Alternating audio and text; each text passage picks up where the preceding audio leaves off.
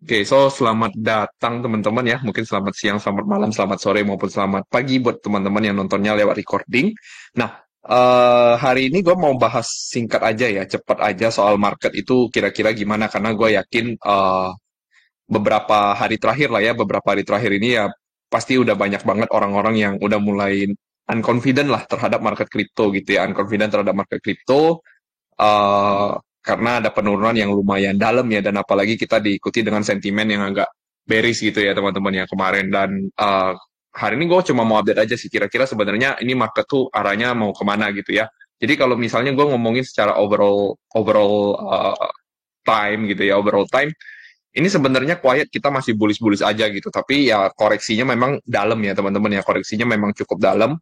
Koreksinya memang memang cukup dalam, dan kalau berdasarkan update gua terakhir ya di YouTube ya, nah update terakhir itu adalah gue mengatakan bahwa kalau misalnya ada potensi dari titik hari Kamis ataupun hari Jumat itu akan ada reversal buat market, tapi ternyata uh, di hari Kamis ternyata kita mengalami breakdown lagi teman-teman, di mana waktu itu gue memberikan kalian itu invalidasi di area di bawah sini, karena jatuhnya kalau dia breakdown di bawah sini artinya yang terjadi adalah dia drop, dia nge-base lalu dia drop lagi. Dan apakah ini sudah selesai nih? Nah, mungkin kalau dibilang udah selesai atau belum, kita bisa melihat bahwa di hari Jumat kemarin gitu ya, di hari Jumat kemarin ketika marketnya turun, kalau kita masuk ke dalam 4 hour chart, nah ketika marketnya turun di jam 11, nah itu dia udah mulai nggak mau turun lagi gitu, nggak mau turun lagi, dan ternyata closing di daily-nya, nah ini cukup menarik teman-teman ya, cukup menarik, di mana kita melihat ada sedikit hammer di sini, dan hammer ini terjadi di sekitaran daily fair value gap teman-teman. Ya, tetap kalau misalnya secara apakah ini udah pasti bottom atau bukan, kemungkinan sih gue tidak bisa memberikan teman-teman secara gambaran besarnya gitu ya, gambaran besar apakah ini akan bottom atau tidak, karena kalau kita perhatikan banyak banget yang menganalisa teman-teman, dan sebenarnya masih banyak banget area yang bisa kita kejar teman-teman ya. Yang pertama tentunya adalah di area 52.000 ini teman-teman, karena di bagian sini itu ada bahasanya ada demand zone ataupun unfilled order ya. Bahasa gue adalah unfilled order. Ini kemungkinan besar bisa dicapai oleh market juga teman-teman ya. Nah, apakah udah pasti tuh arahnya akan ke sana ya? Apakah udah pasti arahnya akan ke sana? Mungkin iya, mungkin tidak teman-teman ya, karena areanya ini udah lumayan dekat. Jadi kalau ibarat kata kita misalnya membandingkan ya teman-teman, yang membandingkan antara upside dia ke resistance dan upside dia ke support. Artinya kalau kita lihat ini dari harga sekarang ya sampai ke atas itu ada sekitar 30% untuk ke area resistance, sedangkan untuk ke harga bawah itu hanya kurang lebih 8% teman-teman ya. Kurang lebih 8%. Jadi sebenarnya kalau ditanya secara low risknya lebih ke sell atau lebih ke buy. Jadi sebenarnya kalau di area sini masih menurut gue pribadi itu adalah menjadi low risk untuk buy dibandingkan sell. Kalau kita mau sell, harusnya sell terakhir itu ada ketika marketnya breakdown dari 58.400 tuh. Apalagi kalau ketika dia udah pasti closing di daily-nya segitu. Ya. Nah, sekarang kalau gue misalnya ditanyakan gitu, apakah ini artinya market itu udah gagal bull Sebenarnya enggak, teman-teman ya. Ini wajar aja gitu ya, normal aja dari semua pergerakan market itu setiap kali sebelum halving itu biasanya memang akan ada koreksi gitu ya, teman-teman ya. Nah, yang mana gue pikir kemarin koreksinya nih udah cukup sampai di sini nih kemarin gue pikir ya, karena kan konsolidasinya udah lumayan banyak, dan kalau kita lihat weekly chartnya ini kayak dimanipulasi ya teman-teman, yang weekly chartnya dibikin apa ada bahasanya, dibikin hammer, tapi tahu-tahu weekly yang selanjutnya dia masih nge-breakdown lagi ke bawah gitu ya. Tapi kalau kita lihat secara monthly chart ini sebenarnya nothing nothing yang jelek untuk si BTC sendiri. Memang kalau kelihatannya BTC ini masih bisa turun. Jadi untuk saat ini kalau BTC sendiri, apakah dia sudah akan bottoming atau belum? Menurut gua masih 50-50, teman-teman ya, masih 50-50 gitu. Bisa jadi ya, bisa jadi teman-teman. Bisa jadi misalnya ini katakanlah ternyata bottomingnya di area-area 55.000 ini gitu ya, area 55.000. Nah, kalaupun dia naik, teman-teman, kalaupun dia misalnya naik, katakan sampai ke 63 lah, 64 lah, ataupun katakan 66, nah itu masih ada potensi lagi untuk si BTC-nya tuh balik lagi ke bawah. Jadi, karena, kenapa? Karena logika kita adalah yang kemarin ini, teman-teman, ini double top-nya itu jadi. Double top ataupun M pattern-nya ini jadi. Karena ini breakdown-nya diikuti dengan volume yang cukup besar. Volume yang cukup besar. Jadi yang gue takutkan, teman-teman, yang gue takutkan untuk di daily chart-nya itu ada potensi mungkin dia mau bikin satu manipulasi lagi gitu ya, seolah-olah dia mengambil likuiditas lagi yang akan ada di atas, baru marketnya didam lagi ke bawah. Marketnya didam lagi ke bawah yang kemungkinan bisa tertutup di 52.000. ya. Karena kalau kita lihat dari secara arah market yang ada di sini itu ada kemungkinan ya untuk double topnya sendiri aja sebenarnya itu areanya sampai di 47K. Dan ini juga masih berpotensi teman-teman. Kenapa 47K? Karena di 47K itu juga ada weekly fair value gap, teman-teman. Weekly fair value gap yang diikuti dengan weekly demand zone ya. Yang diikuti dengan weekly demand zone. Nah, seperti ini. Kurang lebih besarnya seperti ini.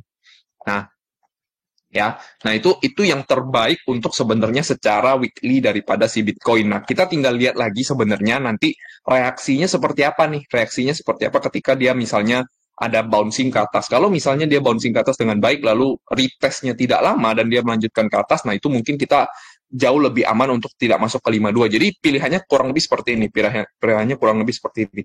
Kalau ini gue belum tahu ya, apakah dia pasti akan mantul atau tidak gitu ya. Misalnya dia mantul, tapi kalau dia mantul sampai sini, nah itu baru bagus teman-teman. Jadi ketika dia retest, baru kita beli. Jadi pilihannya sebenarnya, kalau yang mau buy besar-besaran itu sebenarnya buy-nya either dia udah breakout-nya clear, jadi dia udah meninggalkan ini secara jauh, atau kita menunggu di 52.000 ini sampai masih berpotensi bahkan sampai ke 44.000. Ya, jadi sebenarnya areanya sangat lebar. Nah, kenapa pertanyaannya areanya lebar? Pasti semua orang ragunya di situ. Karena ya kita melihat ya teman-teman ya, bahwa di bulan kali ini BTC itu beda teman-teman. BTC itu beda ketika bulan-bulan sebelumnya kita tidak mencapai ATH yang baru sebelum halving. Nah, kita tuh sudah mencapai halving yang mencapai ATH sebelum halving gitu. Nah, itu artinya teman-teman ya, itu artinya volatilitas market tuh sebenarnya menggede, membesar. Karena kenapa? Mungkin salah satunya adalah angkanya Bitcoin itu udah di 5 digit. Angkanya Bitcoin itu di 5 digit. Jadi kemungkinan itu yang membuat salah satunya Bitcoin itu jauh lebih volatile ya, jauh lebih volatile teman-teman. Makanya di kala-kala seperti ini gue bisa memberikan sedikit advice buat teman-teman, lebih baik ya teman-teman ya, lebih baik kalian tidak terlalu risky di futures teman-teman ya, tidak terlalu risky di futures, lebih baik kalian ke spot. Nah, itu untuk Bitcoin overall teman-teman. Tapi apakah kalau Bitcoin ini koreksi ke dalam sini, apakah udah pasti altcoin ini tidak bisa naik gitu, altcoin tidak bisa naik? Nah, sayangnya berbeda teman-teman, sesuai tema kita hari ini teman-teman ya. Jadi kalau kita lihat beberapa altcoin ya, hanya beberapa itu mengalami strong recovery teman-teman, mengalami strong recovery bahkan jauh daripada si Bitcoin ini ya. Kita contohkan salah satunya ya, AGLD. Teman-teman bisa lihat di sini, ini juga sebagai salah satu altcoin, bisa dibilang altcoin yang cukup besar juga gitu ya, altcoin yang cukup besar. Kita bisa lihat bahwa AGLD ini V-shape-nya bener-bener bagus teman-teman. Ya, jadi dia ini benar-benar cuma seolah-olah dia cuma bikin false breakout aja di time frame 4 jam ya, dia false breakout ke sini lalu dia balik lagi ke atas. Ini artinya tuh ada sedikit recovery yang cukup gede daripada si AGLD. Ini misal contoh ya teman-teman, ini contoh, dan kalau kita secara weekly pun dia jauh lebih bagus, dan daily-nya pun dia tidak membuat lower low gitu ya, dia tidak membuat lower low. Nah, contoh lain-lain, Solana teman-teman ya, Solana contohnya. Nah, dia juga tidak mau membuat lower low. Beda dengan si Bitcoin yang membuat lower low gitu ya. Nah, Solana sendiri dia kemarin juga udah membuat sebuah V-shape teman-teman. Ya, sebuah V-shape. Apalagi kira-kira Bong itu juga salah satu yang cukup kuat teman-teman. Salah satu yang cukup kuat. Dia masih mempertahankan jauh sekali, masih mempertahankan dengan baik ya. Masih mempertahankan dengan baik uptrend channelnya di time frame yang besar. Nah, maka sebenarnya gue bisa melihat teman-teman ya, gue bisa melihat, selain Bong ini, kita juga bisa melihat ada yang pumping, salah satunya koin yang baru listing, yaitu si Zero. Ini padahal logikanya, koin baru listing itu pasti supply-nya bocor. Pasti banyak yang mau jualan. Tapi di kala seperti ini, kok ada nih yang masuk Zero lumayan gede. Nah, yang gue prepare itu adalah tetap ada potensi alt season. Tetapi kalau kita lihat itu tidak semua altcoin yang recovery-nya seperti itu teman-teman. Ya, tidak semua altcoin seperti itu. Apa contohnya? TIA, ini koreksinya malah lebih dalam dibandingkan Bitcoin.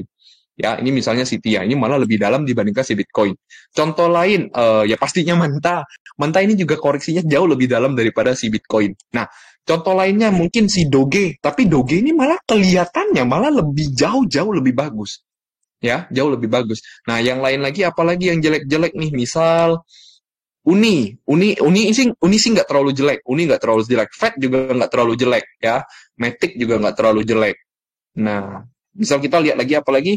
Nah, link ini juga jadinya kan 50-50 ya. Kita melihat ini kok seolah-olah ada head and shoulder nih. Apakah ini linknya nih masih akan turun ke bawah? Nah, maka gue bisa melihat teman-teman ya. Maka gue bisa melihat kemungkinan tuh alt-season akan tetap terjadi. Kemungkinan alt-season itu akan tetap terjadi. Tetapi kali ini tidak semua alt, teman-teman. Kali ini tidak semua alt. Jadi benar hampir semua research orang-orang bahwa tidak semua altcoin itu akan naik di saat atau di kala bull run seperti ini. Mungkin ketika the bull run itu benar-benar berjalan, ketika BTC-nya naik, altcoin-nya naik, itu mungkin semuanya akan ikutan naik. Tapi ada yang tidak bisa higher high. Contoh apa yang tidak bisa higher high? Ya, contoh kita ngomong koin-koin lama seperti contohnya aksi, ya, contohnya aksi USDT. Nah, ini juga udah dalam banget teman-teman, ya. Koreks naiknya lumayan, koreksinya pun jauh lebih lumayan lagi. Jadi kita, teman-teman ya, tugas kita tuh sebenarnya di market ini sekarang, kalau kita memang masih mau bahasanya mencari cuan atau mempercayakan bull run, maka teman-teman harus cari yang benar-benar secara naratif itu bagus ataupun gede. Ya, bagus ataupun gede dalam paling tidak dalam waktu dekat, kalau lebih baik lagi kalau teman-teman bisa menemukan yang long term. Nah, contoh seperti AJLD ini. Nah, gue nggak tahu nih AJLD ini ada apa, tapi ini kelihatannya kalau dari volume ini bagus banget untuk si AJLD dan pergerakannya juga gitu. Ya, itu yang mungkin gue bisa sampaikan ke teman-teman ya, karena ada beberapa yang strong recovery. Nanti gue akan kasih watchlistnya ke teman-teman gitu. Nah, sekarang gue akan bahas kalau memang alt season itu dapat terjadi gitu ya. Bagaimana kondisi Bitcoin dominance? Nah, mungkin ini sudah tidak relevan lagi teman-teman. Kenapa tidak relevan? Karena kripto zaman sekarang teman-teman, kripto zaman sekarang itu sudah sangat banyak ya, sudah ribuan bahkan koin-koin lama yang saat ini mungkin contoh seperti GMT, contoh seperti Sen, Mana, apalagi Aksi tadi ya, XRP, XLM. Nah, itu tidak masih ada di market teman-teman. Mereka tuh tidak hilang dari market. Nah, tapi ketika mereka turun itu akan membuat Bitcoin dominasinya tuh semakin naik gitu. Padahal ada altcoin lain loh. Padahal ada altcoin lain yang ikutan perform tuh. Contoh seperti Fed, AI yang besar kan, AI. Uni itu juga mungkin masih berpotensi gitu. Tapi ada koin-koin yang menjadi pemberat gitu. Itulah yang membuat BTC dominance ini kelihatannya agak susah untuk dia beneran mau masuk ke alt season lagi. Dan sesuai ekspektasi gue masih tetap, kalaupun alt season terjadi nantinya, Bitcoin dominance itu mungkin hanya akan turun paling maksimal ke 46%. Ini secara long term ya. Ini secara long term gue masih mempercayakan bahwa alt season akan tetap terjadi, tetapi Bitcoin dominance cuma akan sampai di 46%. Kurang lebih seperti itu. Ya, nah itu tadi satu di Bitcoin dominance. Yang lebih relevan itu sebenarnya adalah total 3, teman-teman. Karena kenapa? Total 3 ini membandingkan hampir semua altcoin kecuali Bitcoin dan Ethereum. Oke, kecuali Bitcoin dan Ethereum. Nah, total 3, ini gue melihat ada satu potensi yang sangat-sangat bagus daripada total 3, teman-teman ya. Daripada total 3. Nah, gue melihat si total 3 ini udah memasuki ke area demand yang paling kuat. Dan di sini kelihatan terjadi adanya rejection. Nah, apakah dia udah pasti langsung satu kali rejection akan langsung naik? Oh tidak teman-teman, ada kemungkinan dia bisa nge-base dulu. Baru dia beneran up ke atas. Tetapi teman-teman, nah area ini sudah menjadi area yang sangat bagus untuk total 3 bisa naik ke atas. Dan ini kemungkinan bisa menjadi area terakhirnya untuk si total 3. Kenapa gue bisa ngomong seperti itu teman-teman? Ya, selain tadi dari kalau kita lihat ada IMA 90 di sini dan semuanya masih trending up ke atas, artinya belum ada perubahan tren secara overall gitu ya, belum ada perubahan tren secara overall. Tapi kalau kalian salah pilih altcoin kalian, maka tren altcoin kalian ada kemungkinan yang jelek-jelek. Nah, makanya hari ini gue juga open request buat teman-teman yang mau tahu secara long term gitu ya, secara long term koin-koin yang kalian sedang invest atau kalian sedang trading kan. Nah, gue bisa lihatkan ke teman-teman kira-kira pendapat gue sendiri seperti apa, seperti itu ya. Nah, jadi kita lihat teman-teman bahwa ini total 3, ini masih ada potensi untuk kenaikan. Kenapa ada potensi untuk kenaikan? Nah, gue bisa melihat bahwa total 3 ini sedang bergerak dalam 5 wave ya. Jadi wave 1 di sini, wave 2 di sini, ini wave 3 yang pertama kalinya kita bull run, dan ini kemungkinan akan menjadi wave 4 untuk dia menuju ke wave 5. Wave 5-nya apakah akan ATH atau selanjutnya itu terserah ya. Intinya wave 5 tetap akan mengalami kenaikan ya, harapannya bisa sampai lebih daripada ATH.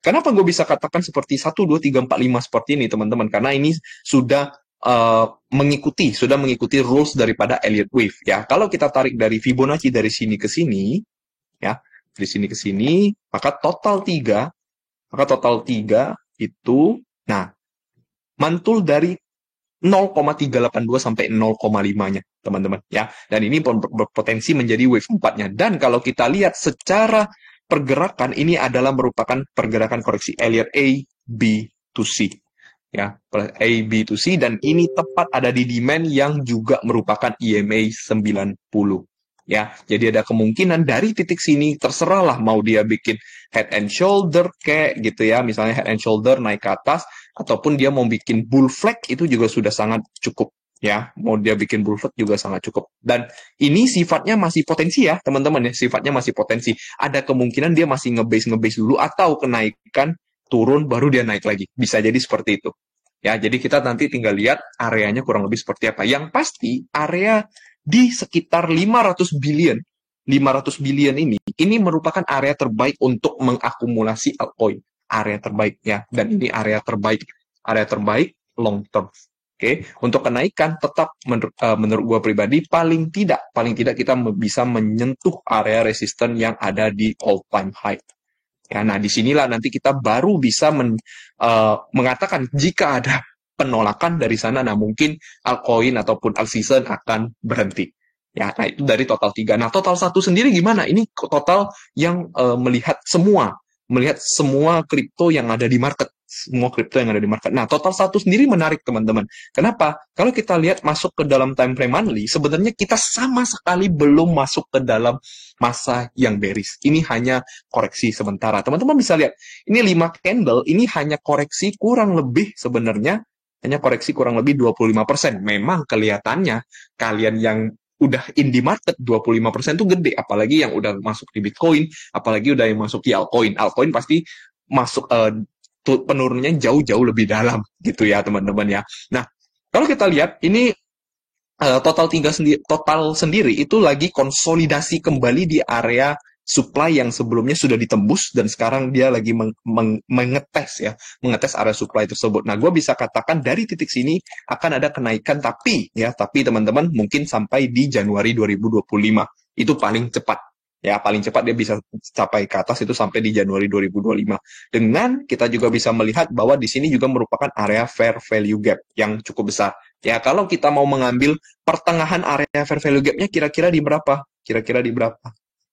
Bentar ya. Nah, kurang lebih kalau kita mau mengambil, nah itu ada di sekitar 1,9 T ke bawah. Jadi sebenarnya memang masih ada kelihatannya masih ada potensi sampai minus 10%. Nah, itu mungkin yang akan nanti disebabkan oleh si penurunan daripada si Bitcoin. Oke?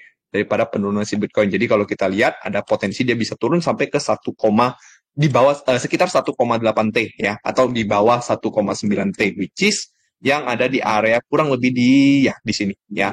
Seperti itu. Nah, tapi apakah di sini juga bisa mantul? Bisa aja, teman-teman. Karena dari titik ini, gue melihat ada satu channel, teman-teman. Gue melihat ada satu channel, tapi belum ada reaksi ya. Belum ada reaksi. Cuman ada reaksi sedikit, rejection dari titik sini.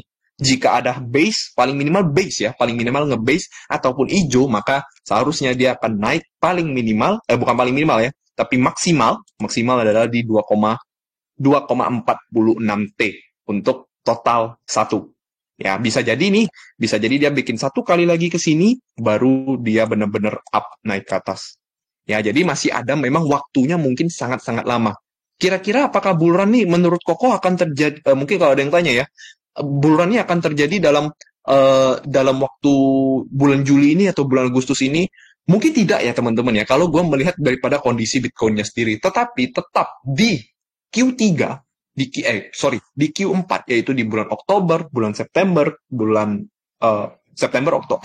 Oktober, November, dan Desember. Nah, itu mungkin akan dimulai daripada seasonnya, gitu ya.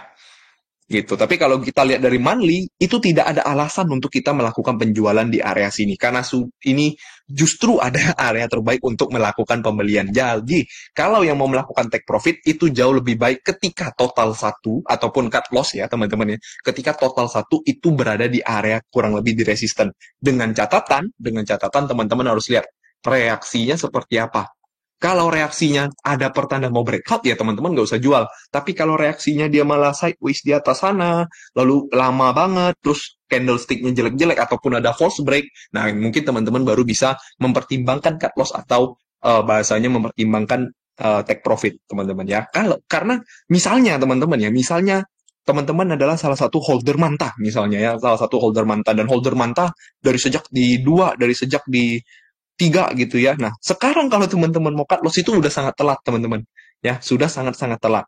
Karena posisinya di sini. Kalau mau cut loss itu seharusnya cut loss ketika dia menyentuh supply zone, ketika dia konsolidasi terlalu lama di sini gitu ya. Nah, kalau cut lossnya di sini, nah yang gua takutkan adalah besoknya terbang. Besoknya terbang minimal sedikit aja ke sini 0,9, padahal itu secara tren belum berubah, teman-teman. Secara tren belum berubah, tapi kalian malah melakukan pembelian ulang. Ketika pembelian ulang turun lagi ke bawah, itu yang ditakutkan ya. Itu jadinya kita jadi kena mental. Makanya selain daripada analisa mental di sini juga penting, teman-teman ya. Tapi gue bisa mengatakan bahwa area ini kalau kita mau melakukan cut loss ataupun mau melakukan penjualan, itu justru menurut saya salah ya. Menurut saya sendiri kurang bijak, teman-teman, karena jatuhnya ini tuh sudah, kalau yang seperti yang tadi kita ngomong, range BTC untuk turun sampai ke support itu 8%, range BTC untuk naik sampai ke resisten itu 30. Maka kalau kita lihat berarti di sini ada 1:3 ya, kurang lebih risk rewardnya 1:3. Kalau kita mau ngambilnya di sini kita malah melakukan penjualan, itu sebenarnya menurut saya pribadi salah. Tapi untuk menahan pembelian itu mungkin boleh ya, menahan pembelian seperti itu. Oke, oke, kita lanjut lagi. Oke, jadi itu tadi gambarannya ya, teman-teman ya. Nah, mungkin gue hari ini akan memberikan teman-teman kira-kira apa aja sih yang gue lagi watchlistkan gitu ya, teman-teman ya. Gue lagi watchlistkan untuk dalam waktu dekat ini, teman-teman. Nah, gue pribadi tetap berasumsi bahwa kemungkinan alt season tetap akan terjadi gitu ya. Alt season tetap akan terjadi, tetapi hanya beberapa naratif yang kuat gitu. Hanya beberapa naratif yang kuat yang bisa menunjukkan adanya alt season nanti. Ya, adanya alt season nanti gitu. Dan alt season ini mungkin kenaikannya tuh tidak terlalu signifikan, teman-teman. Mungkin hanya ada yang 50%, ada yang mungkin 200 gitu ya, atau mungkin bahkan cuma 30 atau 20. Itu bagi saya sendiri, bagi gua pribadi saja itu sudah mengalami alt season. Ya, apalagi kalau di market di kondisi yang sesulit ini. Ya. Nah, salah satunya gue tetap melihat adalah si AGLD, teman-teman. Ini belum berubah dari YouTube yang kemarin. Nggak tahu gue udah share di YouTube atau belum, harusnya udah ya. Nah, AGLD sendiri target gue pribadi ada di 38. Kira-kira apa alasannya? Gue tidak tahu kalau secara fundamental, teman-teman. Gue tidak tahu kalau secara fundamental, tetapi kalau dalam time frame yang kecil, gue sangat suka dengan pergerakan daripada AGLD. Ya, pergerakan daripada AGLD. Gue melihat daripada si AGLD sendiri itu ada satu trend line, itu sempat di false break, teman-teman. Tapi dia langsung balik lagi ke atas. Jadi gue bisa mengatakan bahwa, oh, ini ternyata bandarnya nih mau cari barang jauh lebih banyak. Dan kalau kita lihat volumenya tuh tinggi banget, tinggi banget. Nah, gue lagi menunggu area koreksinya lagi, semoga dapat gitu ya. Ini bukan rekomendasi ya, teman-teman ya. Ini cuma memberitahukan bahwa gue memperhatikan AGLD gitu ya, memperhatikan AGLD yang menurut gue pribadi bisa naik sampai ke 38 untuk si AGLD ya. Lalu yang kedua, teman-teman, yang kedua gue melihat CHR ya. Gue melihat CHR ini juga salah satu yang menurut gue cukup low risk dan hampir mirip seperti AGLD. Nah, CHR ini juga menjadi salah satu uh, volume yang signifikan, teman-teman ya. Volume yang signifikan dan pergerakan yang signifikan. Nah, teman-teman bisa lihat di 4 hour chart-nya. Itu aneh banget ya. Jadi dia turun dalam banget, waktu di pump ke atas kenceng juga. Dan ini konsolidasinya tuh sangat-sangat lama. Dan di sini menurut gua pribadi dia itu lagi berusaha untuk membuat inverted head and shoulder ya, seperti itu. Nah, untuk targetingnya sendiri kurang lebih kalau saat ini gue melihat ada di 0,31. Tetapi by long term daripada CHR sendiri ini gue suka banget karena posisinya dia itu sedang meretest ya, area yang kurang lebih double bottom di sini, teman-teman. Bisa dibilang sebagai area neckline-nya, teman-teman. Ya, area neckline yang ada di sini. Dan ini dengan volume dan chart candlestick seperti ini, gue cukup pede bahwa si CHR ini bisa naik paling minimal ke trendline yang ada di sini, trend resistance yang ada di sini, which is dari sini, dari area beli gua ya, dari area beli gua sendiri itu ada sekitar upside 30%. Ya, kalau bisa naik lagi sampai ke 0,37, berarti jatuhnya hampir 50%. Ya, hampir 50% seperti itu. Oke, itu untuk si CHR. Nah, kalau CHR ini kenapa gue pede? Karena gue tahu bahwa CHR Chromia akan mainnet di tanggal 17 Juli. Chromia itu akan mainnet tuh ya 16 Juli ya kalau di sini. Kalau di setahu gue sih 17 Juli. Teman-teman bisa cari lah misalnya di sini. CHR MVP mainnet di tanggal 16 Juli. Ya, dan CHR itu nanti karena CHR ini udah token yang udah lumayan lama juga, tapi baru hari ini mereka mengalami baru hari kali ini mereka mau masuk ke mainnet. Dan CHR ini teman-teman, dan CHR ini bisa gua katakan mirip-mirip seperti Fundry sebelum dia mau mainnet. Ya, sebelum dia mainnet. Tapi Fundry bedanya adalah waktu itu dia ngebase. Waktu itu dia ngebase dan dia breakout. Kalau CHR ini dia udah bergeraknya berbarengan nih, bergerakannya nggak ngebase lah, bahasanya nggak ngebase, makanya ada perbedaan sedikit daripada si Fundry sama si CHR ya, tetapi secara event mereka sama, yaitu adalah mau mainnet. Oke, mau mainnet. Nah, yang lain-lain apalagi kok. Nah, gua sendiri teman-teman hari ini gue melihat ada sedikit kembali lagi gaming sektor ya. Jadi kalau tadi gua ngomongnya CHR dan EJLD, CHR dan EJLD, gue melihat bahwa gaming sektor ini juga mengalami penguatan yang signifikan, teman-teman. Teman-teman bisa lihat di sini, ya. Namanya dari PMG ada 64, P-Rate 23%, GMEE 30, CHR 26, NAKA 20, EJLD 18, Sweat 17, Engine 16, dan lain-lain. Ya, dan lain-lain. Maka koin-koin gaming ini kemungkinan, teman-teman, kemungkinan bisa perform juga. Tapi kalau kita lihat secara overall ya, ada di sini ada nama Mantra. Nah, kalau Mantra ini kan dari RWA. MIM ini juga masih menarik ya. MIM juga masih cukup menarik. Jadi kita harus benar-benar cari yang oke juga teman-teman ya. Dan salah satunya kalau misalnya MIM, gue paling suka di Bong teman-teman ya. Kalau untuk si MIM sendiri gue paling suka di Bong karena menurut gue pribadi Bong sendiri ini cukup low risk teman-teman ya. Cukup low risk apalagi melihat dia ini ada di uptrend channel yang lumayan bisa dilihat sangat gampang ya. Semua orang mungkin bisa menganalisa bahwa ini adalah uptrend gitu ya. Semua ini adalah uptrend. Dan mungkin ada satu koin yang sebenarnya gue tidak tahu ya koin apa, tapi gue dengar aja gitu ya. Gue dengar aja bahwa ada MOG. Ini juga menjadi salah satu koin meme yang cukup uptrend, tetapi ya tentunya gue tidak tahu ya. Gue tidak tahu ini bisa naik sampai ke berapa ya teman-teman, seperti itu. Itu jadi yang bisa gue lihat seperti itu teman-teman. Dan salah satu yang harus dilihat itu gaming ya, menurut gue yang cukup low risk dari dulu sampai sekarang. Bahkan gue ngomong gaming ya, dari dulu sampai sekarang gue bahkan ngomongnya gaming terus teman-teman ya. Nah mungkin kita contoh lihat yang kecil-kecil, contoh seperti Naka. Walaupun Naka ini sebenarnya nggak kecil lagi ya, dia udah cukup besar ya, udah di nomor 300-an. Nah Naka sendiri gue melihat Naka sendiri ini masih cukup ada kenaikan gitu ya, tetapi kalau kita lihat ini ada sedikit pelemahan daripada strukturnya. Harapannya sih bisa naik lagi ke atas gitu ya, tetapi sepertinya paling minimal dia bisa kalaupun naik itu paling minimal akan ketahan di sekitar 2,2 teman-teman ya, 2,2. Dan kita lihat Naka ini secara EMA ini karena dia weekly-nya belum terlalu panjang makanya tidak terlalu valid. Tetapi kalau kita lihat secara daily chart, ini masih berpotensi ya teman-teman. Ini masih berpotensi dia membentuk seperti falling wedge ya, dan kita melihat di sini bahwa MACD-nya kita bisa melihat di sini ada terjadinya bullish divergence ya, asalkan minggu depan marketnya recover.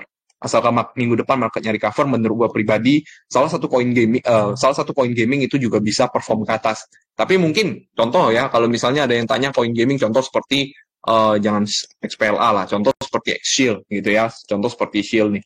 Ini kan lumayan terkenal juga ya di kalangan orang-orang Asia. Nah, ini kan contoh adalah koin yang downtrend gitu ya. Contoh ini adalah koin yang downtrend. Tapi ini ada trend support nih, apakah boleh beli? Kok menurut gua sih enggak. Menurut gua enggak ya. Walaupun dia misalnya nanti ada kenaikan karena mengikuti koin gaming yang lainnya, mungkin dia akan naik aja sampai ke 0, sekian ini. Setelah naik kemungkinan dia bisa turun lagi gitu ya, karena rata-rata rata-rata koin yang aslinya fundamentalnya tidak kuat itu cuma ngikut-ngikutan sama sektornya aja. Ketika sektornya lagi perform, dia juga ikutan perform kayak gitu aja. Ya, seperti itu. Tapi yang kuat-kuat itu tadi contoh seperti EJLD, CHR. Nah, gue sendiri ada satu koin kecil yang gue investasikan sudah dari mungkin 2 bulan lalu ya, 2 bulan lalu. Tapi gue tidak bisa spill di sini ya teman-teman ya. Nah, menurut gue pribadi, pegangan gue sendiri dilihat daripada volume dan pergerakannya, dia juga ada di coin gaming, kemungkinan bisa naik lumayan besar ya. Itu mungkin menjadi watchlist yang ada di teman-teman di Crypto Research 5 ya, Crypto Research 5. Nah, itu teman-teman yang di Crypto Research 5 tuh pada tahu tuh coin gamingnya apa, dan gue pagi ini udah sempat sampaikan harus dilihat ya dalam waktu dekat karena itu kemungkinan akan terbang lumayan ya, kemungkinan akan terbang lumayan. Oke.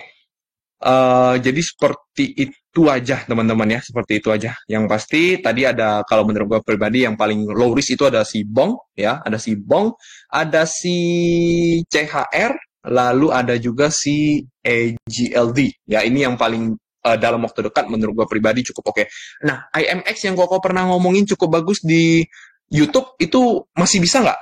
Masih, tetapi udah lebih lemah ya, udah lebih lemah. Memang masih ada potensi kalau kita lihat di time frame, kalau nggak salah tadi aku lihatnya di time frame 30 menit, memang masih ada potensi untuk dia bisa mengalami kenaikan, tetapi gue tidak terlalu pede nih, karena dia udah terlalu downtrend nih, gue lebih suka kalau misalnya dia beneran udah reversal naik ke atas ini, ya, dengan catatan ya dia bisa mempertahankan trendline yang ada di sini.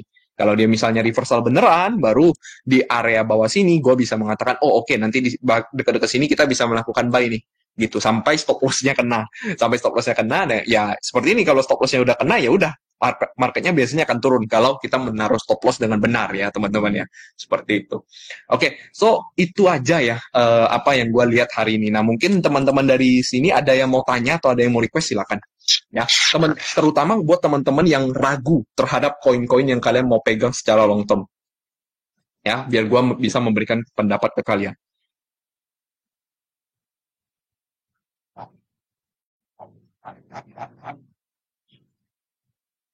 Oke, bentar ya, gue minum dulu.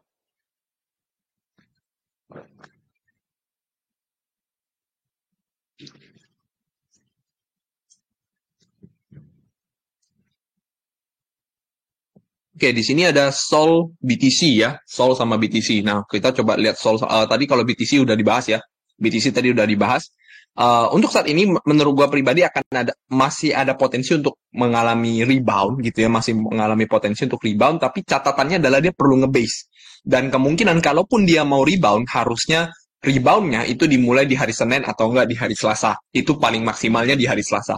Kenapa di hari Selasa? Karena full moon, new moon-nya itu di hari Jumat. New moon-nya di hari Jumat. Nah, new moon ini bukan korelasinya, tapi range-nya itu H-2 sampai H+2. Berarti kalau ngomongin 5 Juli, bukan Sabtu Minggu, karena kalau Sabtu Minggu tuh nggak ada banking, nggak ada institusi yang main. Makanya pergerakan marketnya biasanya kecil. Nah, biasanya dia hitungannya tuh di hari Senin atau di hari Selasa itu baru bisa mengalami kenaikan atau rebound yang lumayan. Mungkin menurut gua pribadi kita hari ini akan ngebase aja di sini sampai di hari Selasa baru kita bisa naik ke atas.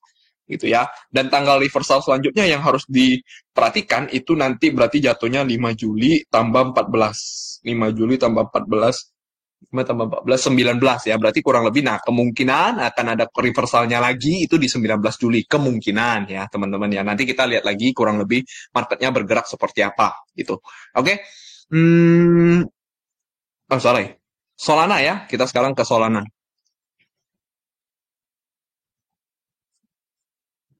Nah, Solana sendiri ada sedikit kenaikan dan dia juga udah mengalami V-shape ya. Jadi gue lumayan suka juga dengan pergerakan Solana ini karena dia mengalami V-shape.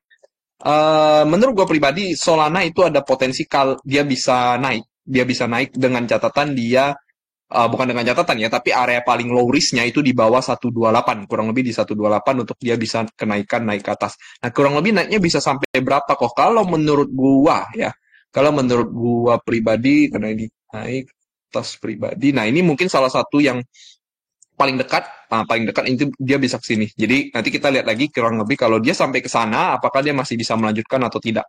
Gitu ya. Kalau misalnya bisa, mungkin dia bisa naiknya sampai kurang lebih di resisten yang ada di sini. Ya, mungkin untuk breakout sampai signifikan banget, mungkin enggak ya teman-teman ya, karena ini sudah lumayan kelihatannya lumayan lebih downtrend sih dibandingkan koin-koin lain gitu ya. Bisa jadi dia masih mau turun lagi sampai ke area weekly-nya yang ada di sini. Ya, area weekly-nya itu ada di sekitar 115 ya, jadi masih lumayan jauh gitu. Jadi ya jangan terlalu buru-buru untuk Solana. Oke. XRP. XRP USDT. Nah, ini salah satu koin yang tidak pernah bergerak ya.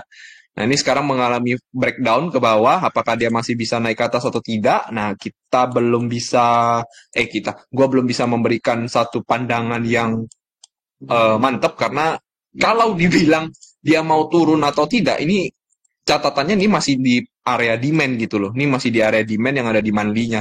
Nah, mungkin catatannya adalah kalau dia bisa, kalau dia close di bawah 0,37 secara monthly, jadi, 0, monthly close under 0,375, nah itu baru menjadi jelek. Baru menjadi jelek untuk siapa namanya XRP ya, karena jatuhnya dia nanti akan membuat yang namanya lower low gitu. Tapi kalau dia misalnya ketahan di sini, nah ini mungkin akan menjadi reversalnya buat si Bitcoin XRP, karena kenapa jatuhnya dia di sini lagi mengambil liquidity yang ada di sini. Nah, tinggal dilihat kurang lebih nanti pergerakannya seperti apa. Mungkin kita lihat dulu di time frame kecilnya ya, karena ini kan ada rejection pastinya. Satu hour-nya belum terlalu oke. Menurut gue pribadi belum terlalu oke untuk si XRP ini ya, kayak gitu. Ton. Nah, ton ini juga kemarin koreksinya lumayan dalam ya, ketika marketnya hancur. Ketika marketnya hancur, ton ini koreksinya lumayan dalam juga nih. Nah, kita lihat dulu ton ya. Nah, ton ini jeleknya ya teman-teman ya, dia udah mengalami yang namanya failure swing ya, failure swing ataupun tidak berhasil membuat higher high, Yang gue takutkan pribadi adalah ton bisa mengalami pelemahan kembali untuk si ton ya, untuk si ton sendiri bisa mengalami pelemahan kembali yang mungkin akan menarik dia lagi balik ke bawah area sini. Ya, balik ke bawah area sini. Nah, mungkin dia kemarin ada sedikit pantulan itu karena demand-nya di sini cukup kuat ya. Demand-nya cukup kuat. Jadi, untuk si ton, gue tidak terlalu pede apakah dia bisa higher high atau tidak gitu ya, higher high atau tidak. Tetapi kalau dilihat dari pergerakannya ini jelek teman-teman ya. Ini malah jauh lebih menarik kalau kita melakukan short. Tapi shortnya pun ya jangan di sini, kalau bisa di atasnya lagi 7,7 ya, 7,7 itu mungkin baru lumayan oke untuk si ton. Oke. Oke, sekarang kita bahas lagi ARB OP Sui long term. Oke, ARB. Nah, kalau ARB sendiri nih, ini salah satu koin yang kemungkinan kalaupun nanti bulannya datang, ini akan menjadi lambat, teman-teman, karena dia itu lower low jatuhnya. Dia tuh lower low. Dia tuh jatuhnya kayak gini ya, 1 2 3. Nah, jadi dia tuh jauh lebih dalam, dan kemungkinan kalaupun nanti secara long term dia naik, mungkin salah satu kenaikan itu bisa sampai ke sini gitu ya. Salah satu kenaikan itu bisa sampai ke situ. Tetapi ketika dia naik ke sana, ada kemungkinan dia bisa turun dulu baru dia bisa ikutan naik lagi. Jadi dia mungkin akan menjadi alt season yang lambat, teman-teman ya. Layer 2 ini kemungkinan akan lambat ya, gitu. Untuk Arbitrum. Nah, kita lihat OP ya. Nah, OP ini kemarin juga ngejebol area uptrendnya nih. Kemarin gue pikir di area sini harusnya kalau dia memang mau naik harusnya udah naik dari area sini, tapi ternyata dia jebol nih area uptrendnya. Nah, kemungkinan kalaupun dia naik akan dia naik ke sini. Nah, nanti kita lihat mungkin dia turun dulu ke sini baru dia naik lagi ke atas. Kayak gitu. Ada kemungkinan seperti itu, dengan catatan ya mungkin kalau kita lihat ini supply-nya itu di sekitar 2,4 sampai 3 $2,4 sampai $3. Nah, itu mungkin bisa menjadi disaster buat si OP gitu. Jadi mungkin dalam dekat-dekat ini antara bulan Agustus gitu ya, bulan Agustus lah kayaknya, bulan Agustus ini akan dicapai, dia turun dulu ke sini. Nah, baru Oktober, September, November baru dia bisa beneran bulan. Kemungkinan dia mau bikin semacam kalau dia berhasil dia mau bikin semacam inverted head and shoulder. Nah, seperti itu ya. Kenapa masih bisa dibilang ini nggak terlalu jelek secara weekly? Karena kalau kita lihat ya, kalau kita tarik byline chart gitu ya, ini sebenarnya masih uptrend gitu loh. 1, 2, 3, 4, 5, 6. Nah, ini masih ada kemungkinan 7. Kecuali kecuali dia breakdown dari arah satu. Nah, ini kalau sudah di bawah $1 habis nih. Kalau di bawah $1 ya udah habis nih untuk COP. Ya, kalau di bawah $1, oke? Seperti itu. Nah, kita lanjut ke SUI ya, SUI long term. SUI. Nah, kalau SUI, malah ini jauh lebih bagus si SUI ya dibandingkan tadi si ARB nih. Kenapa nih? Si SUI ini dia masuk ke dalam demand zone yang ada di sini. Ya, dia masuk ke dalam demand zone yang udah lama banget. Ini sempat ngebase di sini udah lumayan lama ya. Dia ngebase di sini, ya rally ke atas. Berarti ini adalah area paling bagus ini sebenarnya untuk si SUI ini. Kalau kita lihat dari weekly chart ya. Kalau kita lihat dari weekly chart. Oke. Nah, kita coba lihat dulu dalam time frame kecil. Kalau di time frame kecilnya sendiri, gue belum melihat ada apa-apa ya. Ini masih cukup jelek untuk time frame kecilnya. Tapi kalau by weekly chart asalkan dia bisa reject aja di atas ini, nah itu udah menjadi bagus ya. Kecuali dia breakdown 0,5. 0,5 itu menjadi titik invalidasinya buat si SUI. Ya, si SUI. Kalau misalnya 0,5 ini dijebol, kemungkinan dia bisa turun lagi sampai ke 0,4, which is dari sana berarti akan ada penurunan lagi sekitar 20%. Ya, untuk si SUI. Tapi kalau tidak, nah mungkin kemungkinan dia akan naik, dan kenaikannya menurut gua pribadi itu bisa naik sampai ke 1,17 lebih ini. Ya, ini akan lumayan untuk si SUI naik ke sini. Mungkin nanti di bagian sini akan ada fair value gap atau gimana, baru bisa naik lagi ke atas untuk si SUI. Oke. SFP long term. SFP. Oh, aku kira SFP ini koinnya si aksi itu ya. Nah, koin seperti ini kemungkinan besar ada big money-nya. Koin seperti ini tuh kemungkinan besar ada big money atau investor yang gede. Karena kita lihat ya, ini koinnya tuh kecil. Kecil sekali pergerakannya.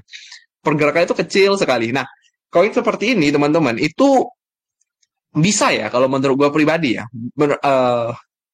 Bukan bisa sih, bahasanya tuh akan naik tapi pelan gitu ya. Akan naik tapi pelan-pelan terus gitu ya. Jadi kalau dibilang ini apakah sudah jelek atau tidak? Tidak, tetapi tidak menarik. Tidak menarik untuk apa? Untuk kita mau cari cuan yang lebar. Karena volatilitasnya tuh kecil. Volatilitasnya kecil. Kayak gitu. Jadi kalau dibilang long termnya gimana, ini masih naik gitu ya. Ini masih naik. Tapi ya nggak tahu, ini belum ada breakout-nya gitu loh. Pergerakannya tuh jelek, kecil-kecil banget. Ya. Tapi kalau kita lihat indikator, ini ada kemungkinan dia mau breakout. Ya, dengan catatan dia bisa breakout jadi summer ya. Di MACD. Sekarang terbentuk triple bottom. Triple bottom itu tidak boleh di harga bawah. Tidak boleh di harga atas. Triple bottom itu harus di harga bawah atau di support. Ini kan di resisten. Ya, kalau triple bottom itu tidak boleh di atas resisten. Jadi kalau mau triple bottom, jatuhnya tuh yang di sini. Ini yang triple bottomnya nih. Satu, ini dua sih. Kalau ini dua. Tapi ini juga nggak breakout ya. Jatuhnya nggak breakout. Algomatic. Algoren. Oke, ini udah requestnya habis, gue udah selesai ya teman-teman ya, karena udah mau masuk kerja lagi. Ini pun lagi nge-live-nya di kantor nih. Oke, Algo ya, Algo. Nggak ada yang menarik sebenarnya daripada Algo ya.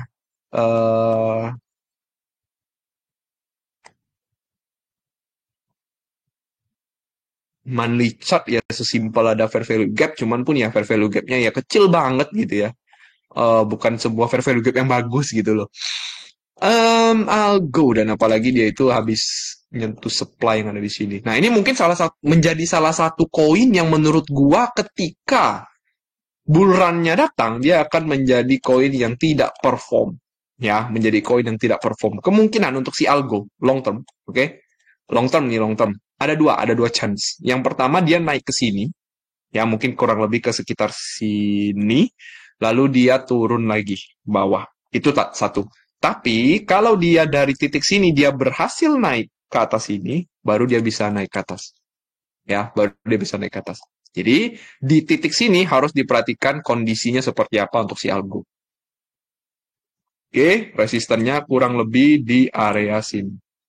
Nah, ya kurang lebih di area sana untuk resisten daripada si Algo.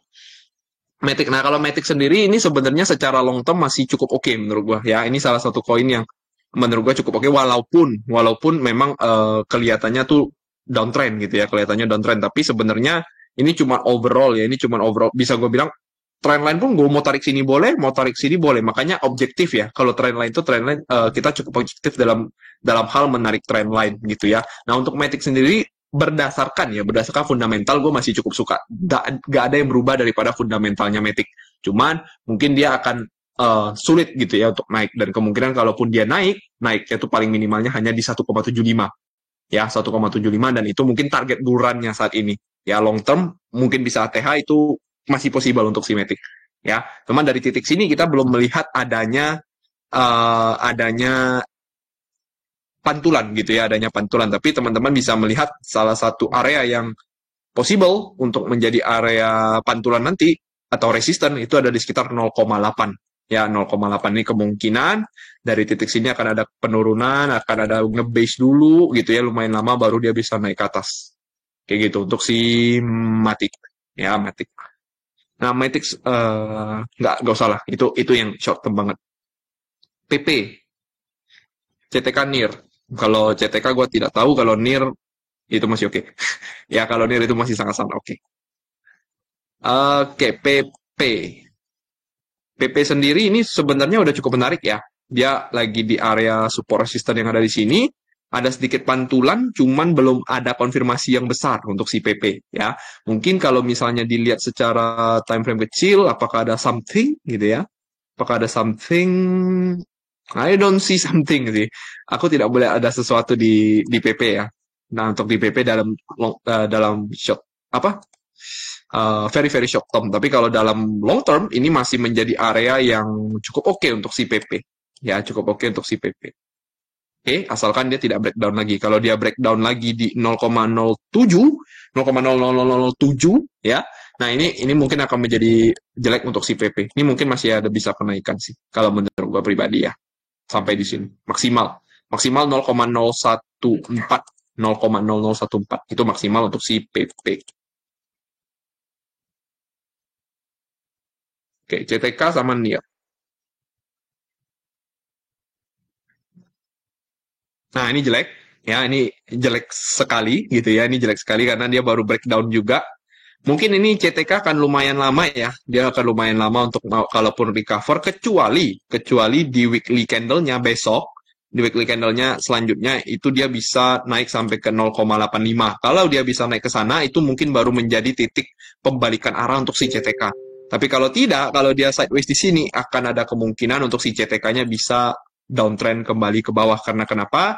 Dia itu habis mengambil liquidity yang sangat-sangat besar ya, liquidity yang sangat-sangat besar, dan dia mengalami penurunan kembali, dan ini bisa mendorong harga daripada CTK sendiri bisa turun ke bawah. Tetapi catatannya adalah kita lihat minggu depan. Kalau minggu depan dia bisa recover sampai 0,85, nah itu akan bagus untuk si CTK. Coba kita lihat dulu untuk di time frame kecilnya seperti apa. Ya, apakah ada sesuatu yang menarik? Nah, menurut gua ini ada satu hal yang menarik. Nah, bagi gua ini ada satu hal yang menarik daripada CTK. Ini mungkin bisa jadi watchlist ya, walaupun gua nggak tahu ada event apa di sini. Untuk si CTK bisa perhatikan FVG yang ada di sini ya, di 0,5759.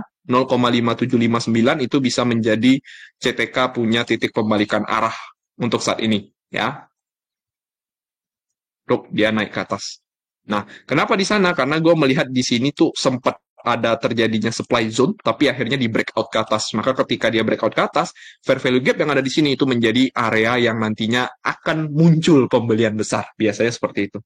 Ya, oke, itu untuk CTK. Tapi harus hati-hati ya, ini 1 jamnya ini masih ada bearish divergence, jadi harus hati-hati. Ini masih bearish divergence, makanya kemungkinan dia bisa turun dulu ke bawah sini. Kayaknya masih lumayan lama nih untuk CTK.